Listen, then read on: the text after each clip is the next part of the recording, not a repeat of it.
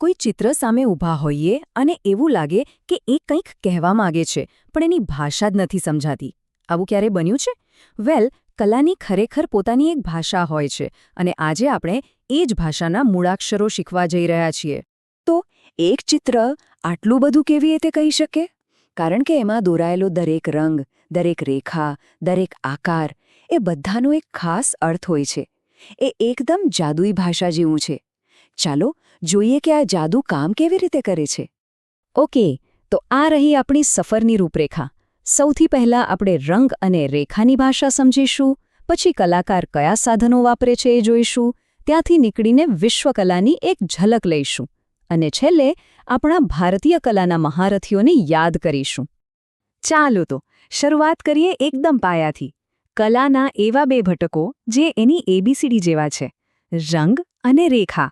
તો આ છે એ ત્રણ મૂળભૂત રંગો, લાલ, પીળો અને વાદળી.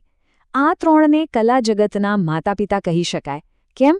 કારણ કે દુનિયાના બીજા બધા જ રંગો આ ત્રણમાંથી જ જન્મે છે. તો વિચારો, શું થાય જ્યારે આપણે આ મૂળ રંગોને એકબીજા સાથે ભેળવીએ? જેમ કે લાલ અને પીળાને ભેગા કરીએ તો? એકદમ બરાબર. આપણને મળે છે એક નવો જ સેકન્ડરી કલર, નારંગી. અને આ જ રીતે પીળા અને વાદળીને ભેળવવાથી લીલો બને છે અને વાદળી અને લાલમાંથી જાંબલી. બસ આટલું સરળ છે. આ એક જાતનું કલાનું ગણિત છે, જ્યાં 1+1 મળીને કંઈક તદ્દન નવું અને સુંદર બનાવે છે. પણ સાંભળો, રંગો ખાલી મિક્સ કરવા માટે નથી, એમનામાં લાગણીઓ પણ હોય છે. જેમ કે લાલ, નારંગી, પીળો, આ બધા ગરમ રંગો છે. એ ચિત્રમાં જાણે ઊર્જા અને જોશ ભરી દે. જ્યારે વાદળી, લીલો, જાંબલી જેવા ઠંડા રંગો જોતાં જ શાંતિ અને ઠંડકનો અનુભવ કરાવે છે. અને જેવી રીતે રંગોની વાત કરી, એવું જ કંઈક રેખાઓનું પણ છે. દરેક રેખાનું પોતાનું એક આગવું વ્યક્તિત્વ હોય છે. એક સીધી, ઊભી રેખા શક્તિ અને સ્થિરતા બતાવે છે, તો બીજી બાજુ એક વળાંકવાળી રેખા જાણે નૃત્ય કરતી હોય એવી ગતિ અને લયનો અહેસાસ કરાવે છે. તો હવે સવાલ એ થાય કે કલાકારો આ રંગો અને રેખાઓને કેનવાસ પર જીવંત કરવા માટે વાપરે છે શું? ચાલો, એમના સાધનો પર એક નજર કરીએ. સામાન્ય દેખાતી પેન્સિલ પણ એટલી સામાન્ય નથી હોતી. એના પર લખેલા H અને B જેવા અક્ષરો કલાકાર માટે એક ગુપ્ત કોડ જેવા છે. H એટલે કે હાર્ડનેસ, જેનાથી આછી લાઇન બને, અને B એટલે કે બ્લેકનેસ, જેનાથી એકદમ ઘેરી અને નરમ લાઇન બને. હવે વાત કરીએ રંગોના પ્રકારની. જેમ કે વોટર કલર્સ. એ પારદર્શક હોય છે, જે હળવાશનો અનુભવ કરાવે છે. જ્યારે પોસ્ટર કલર્સ એકદમ ઘટ્ટ હોય છે. એની નીચે શું છે એ દેખાવા દેતા નથી અને ચિત્રને એક મજબૂત લુક આપે છે. અને હવે આવે છે પરિપ્રેક્ષ્ય. આ તો જાણે કલાકારની જાદુઈ છડી છે. આ એક એવી ટેકનિક છે જેનાથી સપાટ કાગળ કે કેનવાસ પર ઊંડાઈ, દૂરી અને 3D ઇફેક્ટ લાવી શકાય છે. જાણે આપણે કોઈ બારીમાંથી બહારની દુનિયા જોઈ રહ્યા હોઈએ. ચાલો હવે એ જોઈએ કે દુનિયાભરના મહાન કલાકારોએ આ બધા સિદ્ધાંતો અને સાધનોનો ઉપયોગ કરીને કેવી અવિશ્વસનીય અને અમર કલાકૃતિઓ બનાવી છે.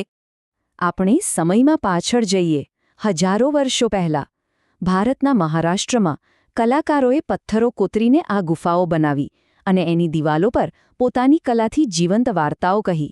અજંતાની ગુફાઓ એનું ઉત્તમ ઉદાહરણ છે. અને હવે સીધા જઈએ પુનરુજ્જીવનના ઇટાલીમાં. અહીં લિયોનાર્ડો દ વિન્ચીએ એક એવું ચિત્ર બનાવ્યું જે આજે પણ આખી દુનિયા માટે એક કોયડો છે, મોનાલિસા. એનું રહસ્યમય સ્મિત. આજે પણ લોકો એનો અર્થ શોધવાનો પ્રયત્ન કરે છે. વિશ્વની સફર તો કરી, પણ હવે પાછા ફરીએ આપણા દેશમાં. ચલો આપણા પોતાના એવા મહાન કલાકારોને યાદ કરીએ જેમણે આધુનિક ભારતીય કલાને ઘડી અને એને નવી ઓળખ આપી. પહેલા વાત કરીએ રવિશંકર રાવળની. એમને ગુજરાતના કલાગુરુ તરીકે ઓળખવામાં આવે છે. એમણે માત્ર અદ્ભુત ચિત્રો જ નથી બનાવ્યા, પણ કલાના વિકાસ માટે કુમાર મેગેઝિન અને ગુજરાત કલા સંઘ જેવી સંસ્થાઓ પણ બનાવી. અને પછી છે નંદલાલ બોઝ. એમની કલા તો જાણે ભારતના ઇતિહાસ અને ઓળખ સાથે જ વણાયેલી છે. ગાંધીજીના દાંડી કૂચના રેખાચિત્રથી લઈને આપણા દેશના બંધારણના પાનાને શણગારવા સુધી એમનું યોગદાન અમૂલ્ય છે. એટલે જ તો કહેવાય છે કે કલા એ નથી જે દેખાય છે, પણ એ છે જે કલાકાર બીજાને દેખાડવા માંગે છે. આખરે કલાએ દુનિયાને એક અલગ જ નજરથી જોવાની અને બતાવવાની એક રીત છે. તો હવે પછી જ્યારે કોઈ પેઇન્ટિંગ સામે આવો ત્યારે થોડું રોકાજો. એમાં ફક્ત રંગો અને આકારો નહીં, પણ એની પાછળ છુપાયેલી લાગણીઓ, એની ગતિ અને એની વાર્તાને સમજવાનો પ્રયત્ન કરજો. કદાચ એ ચિત્ર કંઈક નવું જ કહી જાય.